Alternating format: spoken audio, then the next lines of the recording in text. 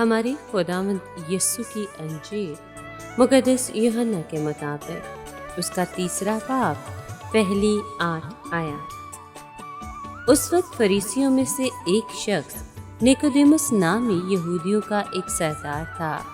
वो रात के वक्त यीशु के पास आया और उससे कहा कि रब्बी, हम जानते हैं कि तू खुदा की तरफ से उस्ताद होकर आया है, क्योंकि जो निशान तू दिखाता है कोई दिखा नहीं सकता जब तक खुदा उसके साथ ना हो। यीशु ने जवाब में उससे कहा, मैं तुझसे सच सच कहता हूँ कि जब तक कोई असर-ए-नौ पैदा ना हो वो खुदा की बादशाही देख नहीं सकता।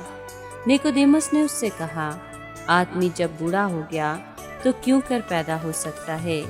क्या वो दोबारा अपनी माँ के पेट में दाखिल होकर पैदा हो सकता है? यीशु ने जवाब दिया कि मैं तुझसे सच सच कहता हूँ कि जब तक कोई पानी और रूह से पैदा ना हो वो खुदा की बादशाही में दाखिल नहीं हो सकता। जो जसद से पैदा हुआ है वो जसद है, और जो रूह से पैदा हुआ है वो रूह है। ताज्जुब न कर कि मैंने तुझसे कहा कि तुम्हें असर-ए-नौ पैदा होना ज़रूर है। हवा जिधर चाहती है चलती है और तू उसकी आवाज़ सुनता है, मगर नहीं जानता कि वो कहाँ से आती और कहाँ जाती है। हर वो जो रूह से पैदा हुआ ऐसा ही है। पाक कलाम के पढ़े और सुने जाने पर खुदावंद की बरकत हो, खुदा का शुक्र हो। अजीज दोस्तों, खुदावंद यीशु अक्सर फितरत से मिसालें देकर रूहानी सच्चाइयों की वजाहत करता था। यहाँ भी ऐसा ही है। वो निकोदेमुस को याद दिलाता है कि हवा जिधर चाहती है चलती है और तू उसकी आवाज़ सुनता है, मगर नहीं जानता कि वो कहाँ से आती और कहाँ को जाती है।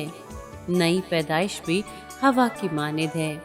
अव्वल ये खुदा की मर्जी के मुताबिक वाक़ई होती है। ये कोई ऐसी कुव्वत नहीं जो इंसान के हाथ और इख्तियार में हो। दूसरा, नई पैदाइश नादीदनी होती है। आप नई पैदाइश के अमल को देख नहीं सकते, लेकिन इंसान की ज़िंदगी में इसके असरात और नताइज देख सकते हैं। जब आदमी निजात पा लेता है तो उसमें एक तब्दीली आ जाती है। पहले जिन बुरी बातों से प्यार करता था उनसे वो अब नफरत करता है। पहले वो खुदा की बातों को हकीर जानता था, अब उनको दिलो जान से चाहता है।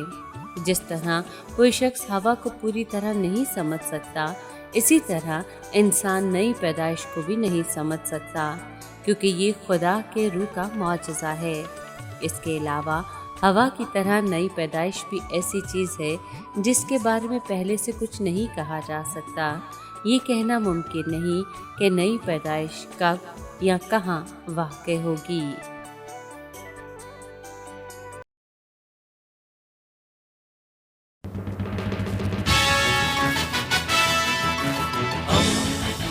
दोस्ती का पैगंबर, रेडियो वेरितास एशिया।